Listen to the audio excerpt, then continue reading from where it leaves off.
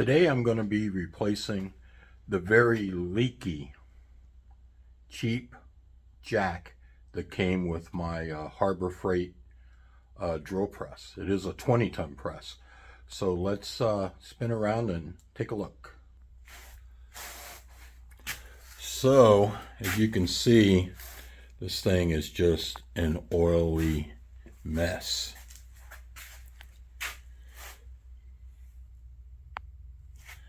Still works. I was using it yesterday just to straighten out one of the wheel dollies to my Advantage lift, 4-post lift. Normally what I use this for is with the central machinery press brake. Does a good job. It bends 1/4 inch metal with no problem. So what I have here is a Daytona 20-ton bottle jack that I bought for lifting my motorhome. The only thing about it is that it is a little tall. If I could have done it again, I would have bought the cheaper, low-profile PITTSBURGH bottle jack.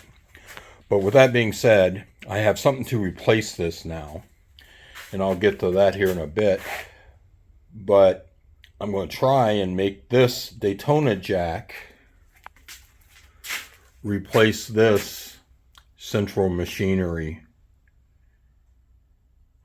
So I'll come back. So do what I do at your own risk. So I just took a ratchet strap instead of fighting with these high tension springs. I just took a ratchet strap, put a block here to keep it from tilting too far.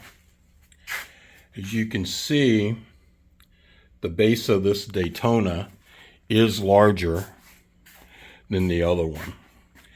So what I'm going to do is get the Daytona jack in place, and I'm probably going to mark these 2 holes from underneath with a white paint pen and then drill them. And you can see this mess over here. You can see there's just one there and another hole on the back side. So I'm hopeful this is going to work very well. I'll come back when I have some more progress. So here's what I got. Not an ideal fitment because the base is bigger. However, I think that's going to be good.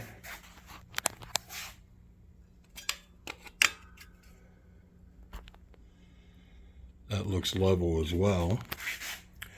So I have one screw hole back here that'll come out right about there. I'll use that one. And then this one is going to be too close to this base.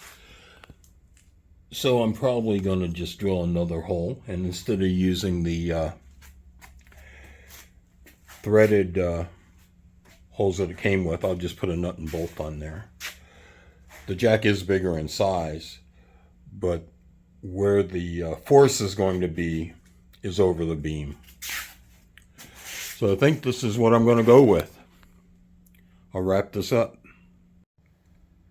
Real quick, a couple other mods I've done to this central machinery 20-ton shop press is added casters. Make it easier to move it around the garage and put it away when I'm not using it.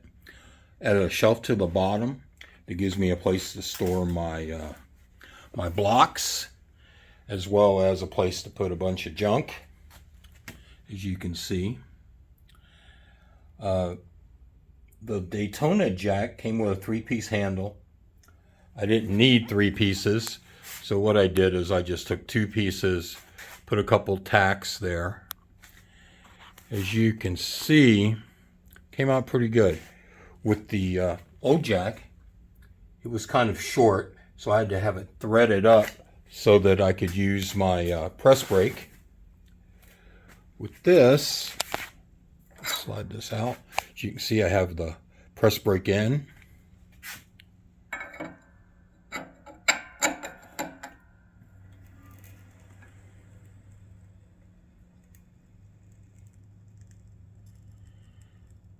And when the jack goes all the way up, I still have plenty of room. Throw a little paint on that here in a minute. So it worked out very well. So none of the bolt holes lined up. So what I did is drill new holes, put it in with thread locks.